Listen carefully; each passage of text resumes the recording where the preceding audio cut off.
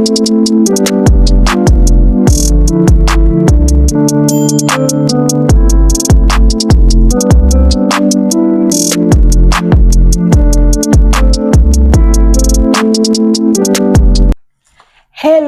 everyone, coucou la famille, bienvenue une fois de plus sur ma chaîne. Faites comme chez vous, mais n'oubliez pas que vous êtes chez moi. Si c'est votre première fois de passer par ici, merci beaucoup d'être venu. Surtout, n'hésitez pas de vous abonner, c'est très important. Likez, vraiment, on a tellement de vues, mais on n'a pas de likes. Les likes ne sont pas, en phase avec le nombre de vues que nous avons. Likez, partagez, abonnez-vous. Et si c'est pas votre première fois, je vous dis merci d'être revenu. Ça me fait énormément plaisir de vous savoir parmi nous. Merci aux 850 abonnés que nous avons déjà. Franchement, je suis très heureuse de vous compter parmi nous. Ça me fait énormément plaisir. Et c'est la raison pour laquelle j'ai tenu à apporter cette vidéo parce que la famille s'agrandit. Et c'est bien de parler de l'actualité du pays, des buzz, bons comme mauvais et tout. Mais je pense que c'est aussi très important de partager des opportunités. Surtout une opportunité que nous savons que ça nous a apporté beaucoup. Je pense que la chaîne, c'est pas seulement pour se divertir, mais c'est aussi pour apporter un plus dans votre vie, dans ma vie, et voilà. Donc, aujourd'hui, je vais vous parler du Brésil, une opportunité d'étudier à l'étranger 100% gratuite. Oui, je dis 100% gratuite. Parfois, quand vous voulez aller à l'étranger, on vous dit, oh, il y a les bourses, l'université va payer 50%, vous payez 50%. Le Brésil, ce dont je vais vous parler, c'est 100% gratuit. Genre, comme on dit au Cameroun, c'est gratuit, vous n'allez rien payer en ce qui concerne la scolarité, la pension et tout le reste, c'est gratuit. Ok, voilà. Moi, j'ai étudié au Brésil. J'ai quitté le Cameroun en 2013 pour aller au Brésil étudier. En février 2013, j'ai étudié au Brésil et c'est pour ça que j'ai pensé que c'est bon de vous en parler aujourd'hui. Voilà, déjà, le Brésil, c'est un pays d'Amérique du Sud où on parle essentiellement le portugais brésilien. Au Brésil, on ne parle pas espagnol. On parle essentiellement le portugais brésilien. Leur monnaie, c'est le real. Leur plat national, c'est du riz, hein, voilà ce que je vais dire. Mais ils ont aussi un mets là qu'on appelle la feijoada. Ça se mange le vendredi. Très bon. Quand vous irez, vous allez goûter. Le président actuel, c'est Lula. Avant lui, on n'en parle pas, anyway. Mais bon, le Brésil, c'est un bon pays. C'est pas un pays sous-développé comme beaucoup pensent. Ça l'était avant. Maintenant, ils se sont développés et c'est un super pays. Voilà, j'ai pris note sur mon téléphone de ceux dont je vais vous parler aujourd'hui. Et voilà, on y va, on commence. Les critères. Tu as le bac. Soit c'est rempli. Moi, j'ai fait soit, donc je sais de quoi il parle. Soit is pack. Guaykele, c'est plein. Tu n'as pas les moyens de payer la pension dans une université privée. Tu ne sais même pas déjà ce que tu vas étudier parce qu'au pays, les gens ont les licences, doctorats et tout, et ils chôment. Et tu te dis, mais qu'est-ce que je peux bien faire? Voici, vas-y au Brésil. Si tu as le bac et tu veux aller à l'étranger, beaucoup, quand ils pensent à l'étranger, ils voient toujours l'Allemagne, la France, la Belgique. Quand ils voient l'Amérique, ils voient le Canada, les États-Unis. On ne pense pas aux pays d'Amérique du Sud. C'est très rare. Beaucoup veulent aller en Europe, veulent aller en Amérique, de ce côté Amérique du Nord, alors que vous avez aussi des opportunités dans des autres pays. Ils sont prêts à accueillir les Africains, les étrangers, et il y a de la place et c'est gratuit. Donc, explorer aussi ce côté-là. Moi, je suis allée au Brésil beaucoup. Oh, elle est allée au Brésil, c'est un pays. Le Brésil n'est pas un pays sous-développé. Et puis, ça dépend des objectifs. Quand tu vas quelque part, tu vois ce que tu as envie de voir. Ton objectif, c'est quoi? Aller étudier. Les études là-bas sont fantastiques, fantastiques. Vous êtes par classe, vous pouvez être... Il y a des matières où vous êtes 2 par classe. J'ai fait une matière où nous étions 5 par tout le semestre. Donc, tu choisis les matières que tu veux faire quand tu veux faire. Mais tu as un nombre maximal de crédits que tu dois avoir pour pouvoir te former. Et il y a des matières qui bloquent d'autres matières. Donc, par exemple, si tu veux faire statistique, il faut que tu passes d'abord introduction à l'économie pour pouvoir faire statistique appliquée. Un peu ce genre de truc. Voilà, le système scolaire là-bas est un peu similaire à celui des États-Unis. Donc, tu as le bac, tu vas aller aux États-Unis, au Brésil, autant pour moi. Tu peux partir à travers un programme qu'on appelle le PECG. ok? Tu peux partir à travers un programme qu'on appelle le PECG. Et si tu as déjà plus de la licence, ne pense pas que tu ne peux pas. Bien sûr, tu peux aller faire tes études de recherche, tes recherches là-bas. Tu peux aller faire ton master, ton doctorat et tu peux partir à travers un programme qu'ils appellent le PEC-PG. Le PEC-PG est essentiellement pour ceux qui ont déjà plus de la licence, qui veulent aller faire master, doctorat, études, voyez les recherches et tout. Et le PEC-G, c'est pour ceux qui ont la licence. Si tu n'as pas le baccalauréat, tu ne peux pas partir. Par contre, si tu es en classe de terminale, tu veux déjà t'enregistrer pour l'année qui suit, tu peux aller t'enregistrer sous réserve du bac. Donc, les premiers critères, c'est d'avoir minimum le baccalauréat. Deuxième critère, c'est d'avoir minimum 18 ans. Tu peux pas aller si tu es mineur, même si tes parents signent un papier, non. Donc, si tu es mineur, tu ne pourras pas y aller. Il faut avoir au moins 18 ans, au moins le baccalauréat. Un autre critère qui est très important, c'est le côté financier. Je vous explique pourquoi, le côté financier. J'ai dit que les études étaient gratuites. Oui, c'est gratuit, mais il y a des phases. OK. Tu as le bac, tu vas aller au Brésil. Au Brésil, on parle portugais. Pour entrer dans une université, parce que tu vas étudier dans une université, je dis tu parce que je m'adresse à toi qui est intéressé et qui veut aller au Brésil. Tu vas étudier dans des universités fédérales. Ce sont les meilleures universités au Brésil. Moi, personnellement, j'ai étudié à l'Université fédérale de Brasilia, UNB, mais on dit UNB. Et c'est là-bas que j'ai fait mes études. J'ai gradué et j'ai quitté le Brésil. Donc, tu vas aller, la première année, tu vas d'abord faire le cours de langue. On appelle ça, tu vas faire le cours de langue pour composer le CELPEBRAS, c'est un examen qui détermine ton niveau de conversation, ton niveau de maîtrise de la langue portugaise. Voilà, le niveau de maîtrise de la langue portugaise. Donc, ils vont d'abord te donner les cours. Ces cours, il y a des professeurs formés pour vous donner ces cours. Et vous n'allez rien payer. Donc, cette première année, tu vas faire les cours de langue toujours dans l'université dans laquelle tu vas étudier. D'autres, c'est dans une université autre que celle qu'ils vont étudier et ils vont aller dans l'université, ils vont faire leur formation essentielle après. Mais tu vas faire les cours dans une université et c'est le département de langue, les professeurs de langue qui vont vous donner un cours de langue. Donc, tu fais ton cours de portugais, donc disons des premières semaines de mars jusqu'au mois de juin. Après juin, vous êtes en congé. Après, vous reprenez jusqu'au mois, je crois c'est octobre. Vous composez en octobre. Les résultats généralement sortent en décembre, si je ne me trompe pas, soit décembre ou novembre. Donc, les résultats sortent, tu as passé le CELPEBRAS. Maintenant, tu vas commencer ton cursus universitaire à l'université. Tout ce que tu as fait, c'est d'aller au département d'enregistrement, t'enregistrer avec une preuve des résultats, avec ton nom que tu as passé. Ils vont t'enregistrer dans la filière que tu as choisie avant de quitter ton pays. Donc, on va parler de ça après. Donc, voilà, tu t'enregistres. À quel niveau est-ce que je dis que toi, tu vas intervenir en ce qui concerne de l'argent, le côté monétaire? Excusez mon français parce que franchement, je suis entourée des gens qui parlent anglais tous les jours, tout le temps au travail et tout. Donc, j'ai tendance à oublier certaines expressions, certains mots. Mais je crois que le message passe. D'accord? Donc, quand tu arrives la première année où tu fais les cours de langue, tu dois payer ton loyer. Tu dois te nourrir. Le transport, tu peux avoir les cartes de transport gratuitement. Je vais vous montrer à quoi cela ressemble tout à l'heure. Mais essentiellement, c'est la nutrition et le loyer. Donc, quand tu vas à l'ambassade pour t'enregistrer, on demande d'amener quelqu'un qui va se porter garant pour t'envoyer $400. Ça, c'est quand je quittais, mais je crois que c'est toujours la même chose. $400 tous les mois. Voilà, pause. Déjà, je tiens à vous dire ceci.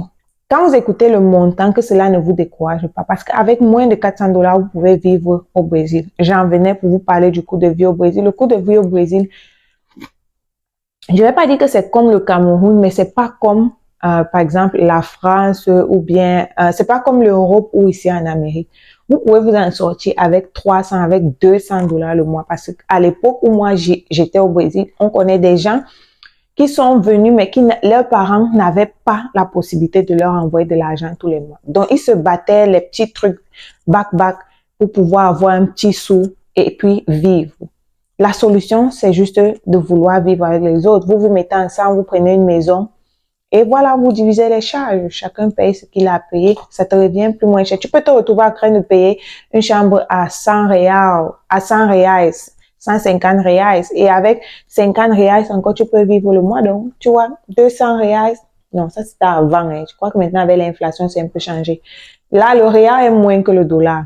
Avant, un dollar valait 2 reals, 2 reals. Maintenant, un dollar vaut 3,50, 3,80. Donc, imagine.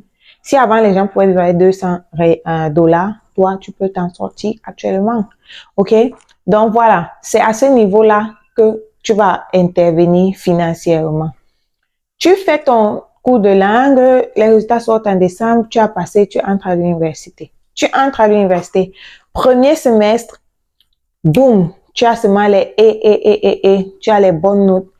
Voilà, le deuxième semestre va commencer. Il y a une bourse maintenant que le gouvernement donne pour ceux qui viennent à travers le programme PEC-G dont je vous parle. Donc, tu as eu de bonnes notes ou pas, mais ceux qui ont les bonnes notes sont souvent ceux qui sont en tête des listes pour recevoir au cas où les bourses sont limitées. Tu as eu de bonnes notes. Voilà, tu vas t'inscrire à l'université. Il y a un département réservé essentiellement pour les étudiants étrangers qui viennent à travers la bourse de PEC-G. Et ce n'est pas que des Africains, il y a des gens qui viennent d'autres pays que vous ne pouvez pas imaginer, qui viennent et bénéficier aussi de cette bourse. Tu as eu de bonnes notes maintenant, quand tu vas t'enregistrer, après les résultats sortent, on dit que le ministère des Relations extérieures a alloué peut-être 30 bourses à l'université de Brasilia aux étudiants PEC-G. Vous êtes 20, tout le monde aura. Si vous êtes 35, les 30 qui ont les meilleures notes auront. Tu comprends un peu? Maintenant, tu reçois la bourse. Maintenant, ta vie, ça va. Tu peux payer ton loyer tranquillement. Demande à tes parents de ne plus t'envoyer de l'argent.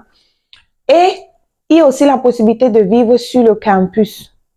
Toujours avec le PEC-G, il y a des places. Je crois que c'était 10. Vous pouvez avoir 10 places ou 15 places dans la cité universitaire pour les étudiants. Tu ne payes rien. Voilà, on te sélectionne, tu entres là-bas. Basta, tu as la place là-bas, tu reçois la bourse. Qu'est-ce que tu vas me faire avec l'argent là? Ce n'est que manger quand tu veux dehors, sinon tu peux manger au restaurant universitaire à moindre coût. Donc voilà, tu as le bac ou alors une licence et tu vas aller au Brésil. Ça dépend en fonction de ton niveau d'études, PEC-G ou PEC-PG. C'est très simple, tu vas aller à l'ambassade. Ceux qui sont intéressés, je vais laisser mon lien, mon compte Instagram dans la barre d'infos. Allez-y, contactez-moi sur Instagram, je peux vous aider parce que j'ai encore des contacts là-bas. Je peux vous aider pour ceux qui sont intéressés à partir au moment de partir, qui pourra venir vous accueillir à l'aéroport. Pour le logement, je pourrais vous aider. Et je ne vais pas dire pour être garant, mais bon, contactez-moi et on va en parler, ok? Je suis prête à vous guider parce que moi, j'ai vécu une expérience un peu difficile, mais comme je suis quelqu'un voilà, je sais me battre, j'ai vécu une expérience un peu difficile les premières semaines parce qu'il n'y avait personne pour m'accueillir à l'aéroport, il n'y avait personne pour me guider, donc c'était difficile. Je pourrais vous raconter cela dans une prochaine vidéo. Ma première semaine au Brésil, c'était horrible. Mais moi, je me porte volontaire de vous aider, de vous mettre en contact avec des gens là-bas qui pourront vous accueillir, qui pourront trouver un logement. Comme ça, quand vous avez déjà où rester, peu importe l'état dans lequel vous allez être envoyé. Donc, n'hésitez pas, je vais laisser mon contact. Voilà. Quand tu arrives à l'ambassade, tu dis, oh, je viens parce que je veux prendre les informations pour faire le PEC, tout. Tu pars, tu remplis tout ce que tu as rempli, tout. À un niveau, l'ambassade va t'appeler pour te dire, OK, viens, on a besoin de toi pour certaines informations. Ce sera pour te demander quelle filière est-ce que tu veux faire. Tu peux choisir deux. Choisis deux filières. Et il te demande dans quel état tu veux partir. Maintenant, le choix de la filière est très important et le choix de l'état est très important. Ne dis pas, oh, je vais aller à Rio de Janeiro parce que c'est ce qu'on vous montre à la télé tout le temps. Oh, les belles plages, les belles femmes. Il y a les belles femmes au Brésil dans tous les États. Tous les États. Et Rio n'a même pas les plus belles femmes. Ça, je vous le dis. Ça, c'est pour ceux qui vont avec cette intention-là. Oh, je vais aller à Rio, les plages, oh, le Maracana et tout. Tu choisis faire relations internationales. Moi, j'ai fait relations internationales. Et toi, tu dis que tu vas aller à Rio. Certes, tu vas faire relations internationales dans les universités. Certainement, ce sera URG, l'université de Rio de Janeiro. où tu vas faire ta formation, mais la formation, ce n'est pas seulement aller à l'école comme on fait au Cameroun, tu vas à l'école, tu valides et puis c'est tout. Hein. Il faut faire un stage. Relations internationales, c'est mieux de faire relations internationales à Brasilia. Pourquoi? Brasilia, c'est la capitale du Brésil. Là-bas, il y a tous les ministères. Il y a la présidence. Oui, tu peux faire un stage à la présidence, que ce soit en économie, relations internationales, peu importe. Les stages, tous les ministères sont obligés d'avoir des stagiaires à tout moment. Donc, parce que c'est comme ça, ils savent que c'est très important pour leur future génération, ceux qui se forment, d'être imprégnés de la chose. Parce que ceux qui vont travailler dans les ministères plus tard sont les étudiants assis sur les bancs actuellement. Donc, chaque ministère a un nombre de stagiaires qu'il doit avoir tout le temps et à tout moment. Donc, tu as les ministères à Brasilia, tu as les ambassades à Brasilia, tu as les organismes internationaux, internationaux à Brasilia, tu as la présidence, tu as tout à Brasilia, les banques et tout. Et toi, tu vas aller faire relations internationales à Rio, ou bien à Goiânia, ou bien à Manaus, parce que, oh, j'ai tel ami à tel endroit, oh, j'ai tel connaissant à tel endroit, oh, il y a les belles playas. Non. Le choix de l'État est très important. Et le choix de cours que tu veux faire est très important. Tu vas pas te lever et dire que, OK, elle va aller faire les mines à Brasilia encore, ou bien à Rio de Janeiro. Non, tu vas étudier mine, va à Ouro Preto, là-bas tu as ces minerais, ces mines-là, que tu peux faire les stages facilement. Franchement, une fois de plus, c'est don't pay attention to my French. OK? C'est terrible. Donc, c'est pour dire que faites attention et je peux encore une fois de plus vous aider dans ce sens-là. Le choix de l'université, le choix de cours, c'est très déterminant. Parce qu'il ne faut pas prendre quelque chose et après vous partez être bloqué. Parce qu'au Brésil, je tiens à préciser, tu as un minimum d'années et un maximum d'années que tu dois passer sur les bancs. Si après 7 ans, 8 ans, si après ce nombre d'années-là, tu n'as pas pu te former, on te met dehors. Parce que les Brésiliens, pour entrer dans ces universités, ils font un concours. C'est pas que tu te lèves, tu pars soir, je veux faire soir, on te met. Non. Ils font un concours pour avoir accès à ces universités. Toi, le seul truc qu'on te demande, c'est de passer le truc de langue, le CERP-Place, et puis tu entres. Et toi, tu vas aller jouer, faire 10 ans à l'université, sauf pour des raisons vraiment, c'est au cas par cas. Par exemple, tu as été malade pendant un certain temps, tu ne pourrais pas étudier. Il y a des circonstances atténuantes, désolé. Il y a des circonstances atténuantes. Mais il y a un max, le minimum, c'est 3 ans. Si tu peux te former en 3 ans, why not? Do it. Et il y a un maximum en fonction des cours. Le maximum, par exemple, pour quelqu'un qui fait relations internationales, c'est pas la même chose pour celui qui fait médecine, celui qui fait architecture, celui qui fait économie. Généralement, économie et relations internationales, c'est un peu la même chose. Donc, il y a un minimum et il y a un maximum. Donc, faut faire attention. Faut pas aller là-bas. Tu te perds et tu oublies la raison pour laquelle tu es venu et tu te retrouves à faire 5, 6 ans, 7 ans à l'université pour te former. Moi, j'ai fait mon cours de langue. 2014, je suis entrée à l'université. 2017, décembre 2017, j'avais fini. Début 2018, on a fait notre cérémonie. Et je crois, mai 2018, j'ai quitté le Brésil. Parce que moi, mon objectif n'était pas de rester. OK? Donc, chacun a ses objectifs. Et oui, tu peux vivre au Brésil, t'en sortir. Donc, tu arrives au Brésil et ce dont je vais vous parler maintenant, on pourra en parler après pour ceux qui sont intéressés. Il y a la carte nationale des étrangers. C'est comme une carte d'identité, mais c'est pour les étrangers que tu dois faire chaque année. Tu arrives, tu as 30 jours, après avoir posé ton pied sur le sol brésilien, tu as 30 jours pour aller faire cette carte.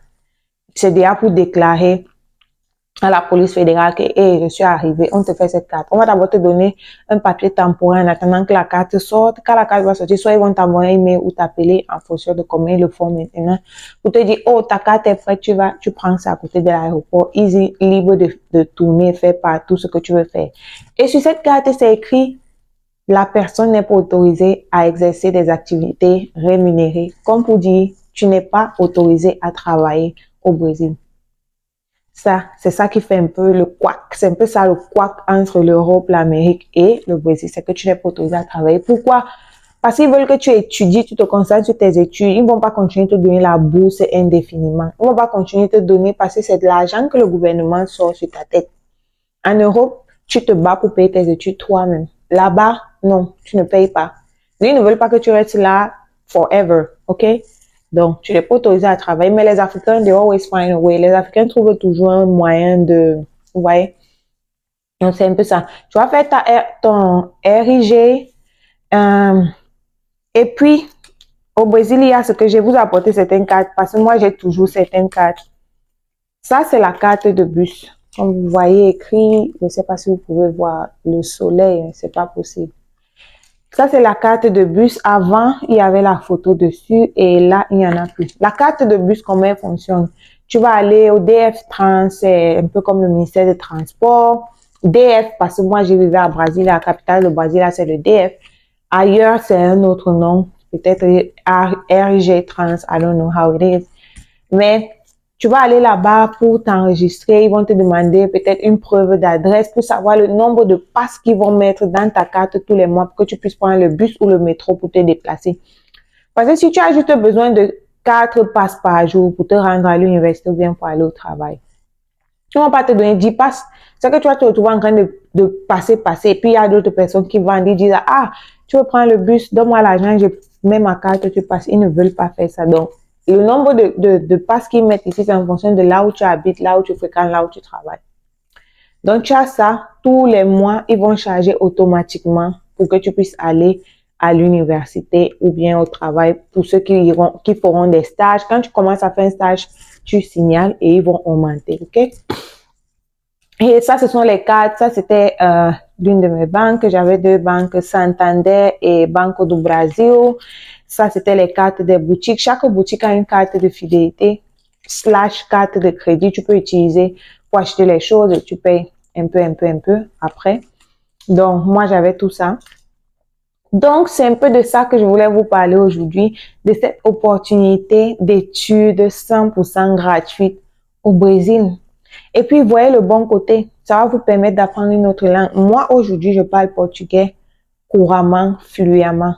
Sim, eu falo português muito bem. Je parle espagnol, j'ai appris au Brésil. Ça a été très facile pour moi d'apprendre l'espagnol parce que c'est un peu similaire au portugais. Donc, du coup, c'était facile. Je parle d'autres langues. Donc, voyez le bon côté, ça vous permet d'apprendre une autre langue, une nouvelle culture, de découvrir un nouvel horizon et tout. Moi, je pense que c'est une merveilleuse opportunité pour ceux qui veulent faire quelque chose de différent. Pour ceux, parce que aller en Europe ou bien venir en Amérique, c'est un peu compliqué, c'est difficile. Chaque année qui passe, on visse la procédure. Alors que là-bas, easy. Il faut seulement avoir le bac et ils vont te sélectionner. Je te jure que tu as 95% de chances d'être retenu pour partir. Et n'ayez pas peur, la langue, ça s'apprend. C'est pour ça qu'ils ont mis des professeurs pour vous enseigner pendant une année. Ça s'apprend. Tu peux apprendre la langue. Et puis, tout va aller. Une autre chose dont je voulais vous parler, c'est aussi, hormis le fait que vous allez recevoir une bourse et un logement une fois que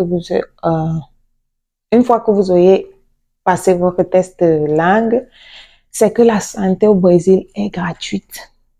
Si tu veux te soigner au Brésil, tu es malade, il y a ce système único de saúde, on appelle ça le SUS, qui est une carte, tu vas aller t'enregistrer, ils vont te donner la carte et tu pourras aller dans n'importe quel hôpital public te soigner gratuitement.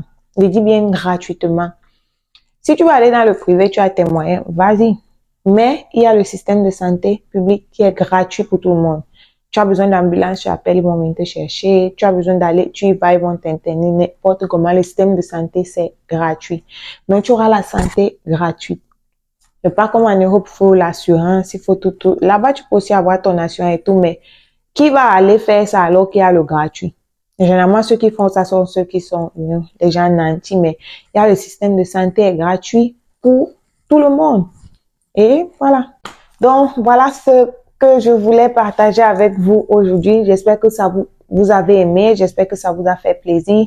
Si vous avez des questions, n'hésitez pas à me contacter ou alors à mettre même dans la barre de commentaires. Peut-être que la question que vous avez, c'est la question qu'une autre personne a. Et là, je vais répondre, tout le monde va voir. N'hésitez pas à commenter, liker, partager et surtout abonnez-vous.